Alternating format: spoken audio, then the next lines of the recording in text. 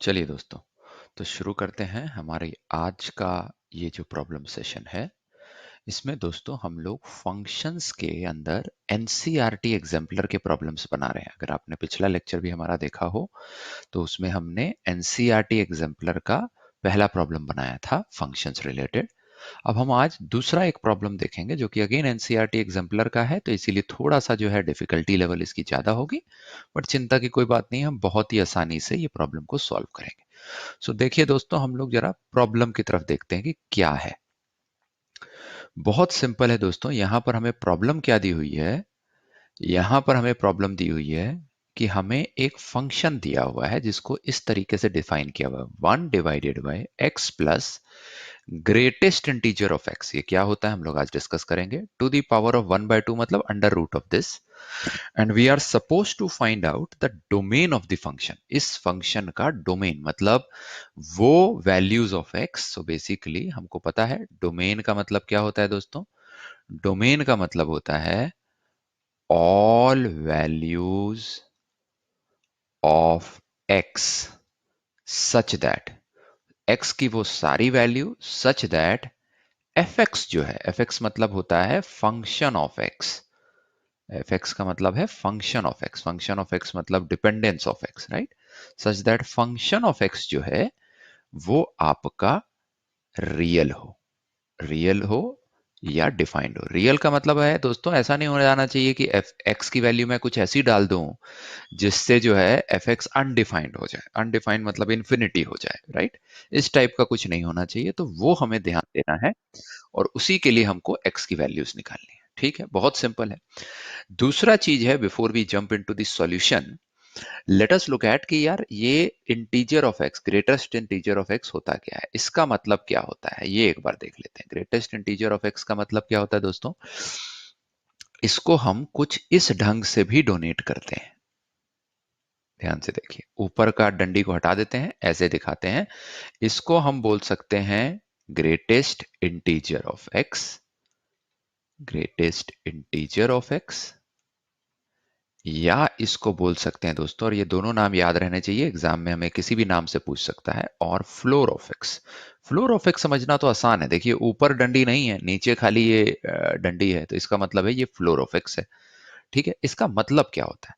इसका मतलब होता है कि यार हमें इंटीजर वैल्यू ऑफ एक्स निकालनी है, इंटीजर वैल्यू ऑफ एक्स निकालनी है सच that x is less then, such that ये जो वैल्यू है, जो भी आएगी integer value, is less than और इक्वल टू एक्स। थोड़ा कठिन लग रहा होगा अंग्रेजी, अंग्रेजी को तोड़ते हैं, मैथ्स में कन्वर्ट करते हैं, तो अपने आप समझ आ जाएगा। मान लीजिए एक्स की वैल्यू, पहले पॉजिटिव ले लेते हैं, दो अलग अलग बकेट में ले लेते हैं। एक पॉजिटिव एग्जांपल ले लेते हैं, एक नेगेटिव एग्जांपल ले लेते हैं, और एक जीरो का एग्जांपल ले लेते हैं। ये तीनों एग्जांपल ले लेते हैं, अपने आप समझ आ जाएगा।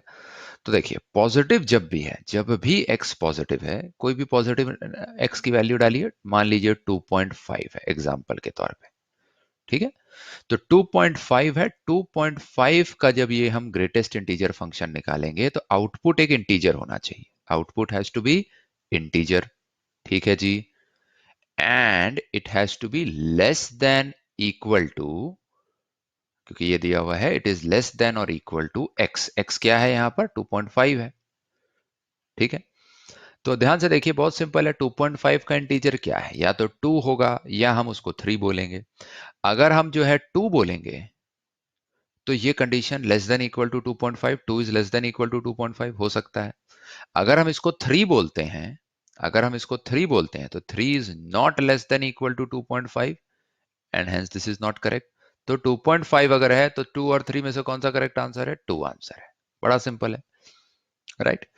तो हेंस जो है ये क्लियर हो गई बात कि जब भी पॉजिटिव दिया हुआ है, पॉजिटिव आपका इंटीजर दिया हुआ है, ये जो आपका पहला नंबर, ये जो इसका ये वाला नंबर है, ये इसका आंसर होगा, ये इसका आंसर होगा, राइट। आप किसी भी इसमें देख सकते हैं, 3.5 होगा तो आंसर 3 होगा, 3.68 होगा तो आंसर अगेन 3 होगा, क्योंकि 4 आप लेंगे तो वो आपका less than equal to x नहीं होगा, ठीक है। And it has to be greatest integer, याद रखिए ग्रेटेस्ट इंटीजर जो कि less than equal to x है, ठीक है। ग्रेटेस्ट इंटीजर वैल्यू क्योंकि लेस देन 2.5 तो फिर इंटीजर 1 भी है, बट 2 उससे ग्रेटेस्ट है, इसीलिए 2 आंसर है।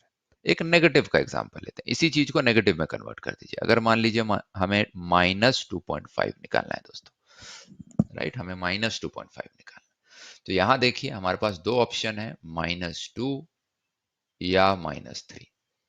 ध्यान से देखिए -2 जो है वो लेस देन -2.5 नहीं है, नेगेटिव में उल्टा चलता है। -2.5 से अगर एक छोटा इंटीजर देखना है तो -3, क्योंकि जितना माइनस की तरफ जाते जाएंगे उतना छोटा होते जाएंगे। -3 is less than -2, -4 is less than -3। तो -2 जो है this is not less than equal to -2.5। Why? Because this is greater, right. तो इसीलिए ये क्रॉस हो गया, ये सही हो गया। इसीलिए अगर एक नेगेटिव नंबर है तो आपने कुछ नहीं करना है, ये जो नेगेटिव है उसमें से एक -1 और निकाल दीजिए और आपका आंसर आ जाता है। जैसे इस केस में -3, जीरो के केस में इसका वैल्यू जो है वो 0 है। सिंपल। तो अब जब ये हमको ग्रेटेस्ट इंटीजर फंक्शन पता लग गया, और जो दोस्त हमारे साथ फुल टाइम कोर्स में जुड़े हुए हैं उन्होंने देखा होगा कि एक पूरे क्लास में हमने खाली ग्रेटेस्ट इंटीजर की डेफिनेशन को समझा था, राइट। तो एक काफी बड़ी क्लास की थी, बट ये हमारा जो है ये प्रॉब्लम की क्लास है, राइट। जो हमारे साथ पूरे फुल टाइम कोर्स में नहीं जुड़े हैं वो जरूर हमारे साथ नीचे दिए गए नंबर या ईमेल आईडी पे जुड़ सकते हैं। बट अब क्लास को आगे बढ़ाते हैं और देखते हैं अब हमारे पास प्रॉब्लम क्या दी हुई है। प्रॉब्लम दी हुई है ये वाली, हमें तो निकालना है ये, हमें तो दोस्तों ये निकालना है। We have to find out this 1 divided by x plus greatest integer of x to the power of 1 by 2। हमें निकालना है find the domain of the function। हमें डोमेन ऑफ द फंक्शन निकालना है। तो बहुत सिंपल है दोस्तों, यहां से देखिए डोमेन ऑफ द फंक्शन निकालने के लिए आप सबसे पहले इस फंक्शन को लिख लीजिए। सबसे पहले इस ढंग से लिख लीजिए 1 divided by under root of x plus greatest integer of x, right. ये ध्यान से देखिए दोस्तों, ये कौन से फॉर्मेट में है, ये है न्यूमरेटर बाय डिनोमिनेटर के फॉर्मेट में। तो यहां पर दोस्तों हमारा लगेगा कॉन्सेप्ट 1। क्या लगता है जब न्यूमरेटर और डिनोमिनेटर के फॉर्मेट में होता है तो what does the concept 1 says कि domain are domain domain are all values of x such that denominator is not equal to 0। ध्यान से देखिए डेनोमिनेटर जो है वो 0 के बराबर नहीं होना चाहिए। यही हमारा कॉन्सेप्ट 1 बोलता है कि अगर F x numerator bye denominator के फॉर्मेट में है तो हमारा डेनोमिनेटर जो है वो 0 नहीं हो सकता है। डेनोमिनेटर अगर 0 होगा तो दोस्तों ये एफ एक्स अनडिफाइंड हो जाएगा। तो पहली चीज हमारी निकली कि इस कॉन्सेप्ट 1 से क्या निकला, इस कॉन्सेप्ट 1 से निकला कि x plus mod x, x plus integer x cannot be equal to 0। Therefore square दोनों साइड कर दें तो x plus integer of x cannot be equal to 0। ये 0 तो नहीं हो सकता है दोस्त, ये तो एकदम क्लियर है कि x की कोई भी वैल्यू ऐसी डोमेन को नहीं सेटिस्फाई करेगी कि ये 0 हो। इसका मतलब क्या है, ध्यान से देखिए, अगर x की मैं कोई पॉजिटिव वैल्यू लेता हूं, राइट, तो x की पॉजिटिव वैल्यू पे क्या है दोस्तों, ध्यान से देखिए फॉर x ग्रेटर देन 0 ये क्या आएगा। आप कोई भी एक लीजिए, एग्जांपल लीजिए आप 2.5, भाई पुराना एग्जांपल लेते हैं। तो x कितना है 2.5 प्लस ये इंटीजर ऑफ x कितना है दोस्तों, ये भी जो है ये आपका जो है less than equal to x होना चाहिए, तो हेंस जो है वो 2 आ गया, राइट। 4.5 आ गया, ग्रेटर देन 0 है, राइट। आप क्लियरली देख सकते हैं कि अगर x ग्रेटर देन 0 है तो ये वाली वैल्यू प्लस ये वाली वैल्यू दोनों ही पॉजिटिव आएंगी। ये वाली वैल्यू प्लस ये वाली वैल्यू यहां पर हमने निकाल लिया, ये ग्रेटर देन 0 है। तो x ग्रेटर देन 0 पे तो इक्वल टू 0 नहीं होता है। तो x ग्रेटर देन 0, अगर मैं ऐसे लाइन बनाऊं डोमेन के लिए, ये 0 है, ग्रेटर देन 0 तो डेफिनेटली मेरा डोमेन का हिस्सा हो सकता है, राइट। क्या 0 हो सकता है तो वो देख लेते हैं। For x equal to 0, x equal to 0, 0 के लिए क्या होगा, x की वैल्यू है 0 प्लस इंटीजर ऑफ एक्स, अभी हमने देखा था इंटीजर ऑफ एक्स जीरो के केस में ये कितना हो जाता है, ये हो जाता है जीरो। तो इसीलिए zero plus zero is equal to zero. और यहां से कंडीशन क्या निकल रही है कॉन्सेप्ट वन के अकॉर्डिंग, कि दोस्तों ये जो नंबर है ये जीरो नहीं हो सकता, हेंस ये जो जीरो पॉइंट है ये मेरा डोमेन का हिस्सा नहीं है। ठीक है दोस्तों, अब आते हैं x लेस देन जीरो के लिए। तो अब x लेस देन जीरो देखते हैं। For x less than zero, ये वाला पार्ट देखते हैं, लेस देन जीरो इस साइड, ये वाला पार्ट ग्रेटर देन जीरो था, जीरो से इधर वाला साइड लेस देन जीरो। तो लेस देन जीरो देखते हैं दोस्तों। लेस देन जीरो में कोई एक एग्जांपल लीजिए, वही से पुराना एग्जांपल लेते हैं, -2.5 लेते हैं। ठीक है, तो x plus mod of x कितना आ रहा है जरा देखते हैं। तो यहां से x जो है वो आ रहा है -2.5 plus integer of x, integer of -2.5, integer of -2.5, greatest integer क्या होगा दोस्तों, ग्रेटेस्ट इंटीजर होगा वो values of x such that output is less than equal to -2.5। तो -2 तो नहीं हो सकता, ये -3 होगा, तो ये -3 होगा, और ये -2.5 है, तो ये क्या आ रहा है -5.5। तो ठीक है दोस्तों, तो यहां से ये भी निकल के आ रहा है कि x plus integer of x is not equal to zero as per concept one. तो अभी तक तो ये भी एरिया हमारा डन है। तो कॉन्सेप्ट वन में अभी निकल के आया कि न्यूमरेटर बाय डिनोमिनेटर के फॉर्मेट में है, इसीलिए दोस्तों आपका जीरो नहीं होगा, बाकी दोनों एरियाज होंगे। अब इसमें दोस्तों एक और कंसेप्ट छुपा है। एक और कंसेप्ट क्या है, वो है अंडर रूट का। हमने देखा था कि अगर कभी भी under root of a number हो तो हमने निकाला था एज पर कॉन्सेप्ट टू, क्या बोलते थे हम, domain are all values of x such that this number is greater than equal to zero। ठीक है जी, तो कॉन्सेप्ट टू के हिसाब से ये greater than equal to zero होगा। तो ये नंबर हमारा क्या है, x plus this, x plus greatest integer is greater than equal to zero, but as per concept 1 x plus mod x cannot be equal to zero, ये हमने देखा था यहां पर, क्योंकि जैसे ही ये जीरो हो जाएगा दोस्तों तो ये फिर अनडिफाइंड हो जाएगा। इसीलिए दोस्तों from concept one which is numerator by denominator वाला कॉन्सेप्ट एंड कॉन्सेप्ट टू जो कि है square root of a number वाला कॉन्सेप्ट, कि स्क्वायर रूट में जो है आपका नंबर पॉजिटिव नहीं हो सकता है। डोमेन क्या निकल के आया, domain is all values of x such that domain is all values of x such that x plus greatest integer of x is greater than zero, right, not equal to zero, क्योंकि equal to zero कर देंगे दोस्तों तो यहां पर आपका concept one नहीं आएगा, इक्वल टू जीरो वो बोल रहा है कि नहीं होगा। ठीक है, तो ग्रेटर देन जीरो। तो हेंस कौन सी वैल्यूज ऑफ x हैं जो आपकी x को, x plus integer of x को ग्रेटर देन जीरो कर रही हैं, वो आप ध्यान से देखिए। यहां पर ये जीरो वाला वैल्यू तो खत्म हो गई, ये नहीं हो सकती। लेस देन जीरो पे हमने देखा था कि ये आपका -5.5 आ रहा है, तो इसका मतलब है कि x plus integer of x is negative, it has to be positive. तो ये वाला एरिया भी खत्म हो गया। तो concept one and concept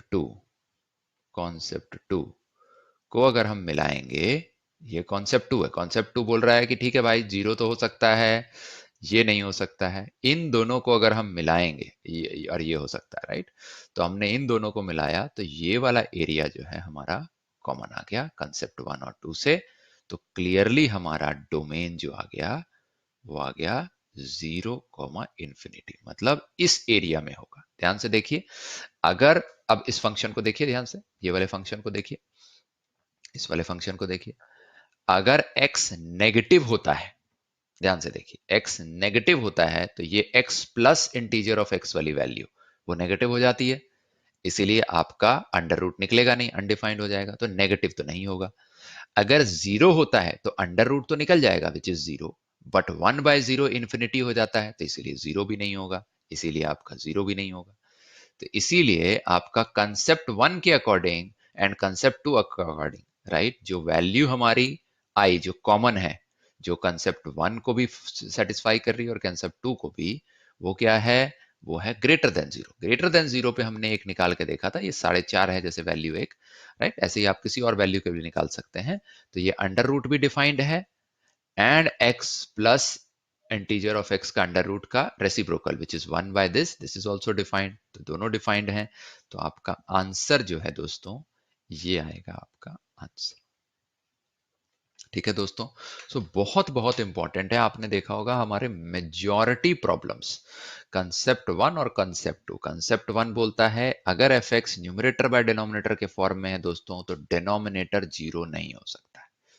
concept to बोलता है कि भाई अगर कहीं पर आपके एफ एक्स में अंडर रूट का कुछ दिख रहा है तो वो अंडर रूट के अंदर का जो नंबर है भाई वो लेस देन जीरो नहीं हो सकता।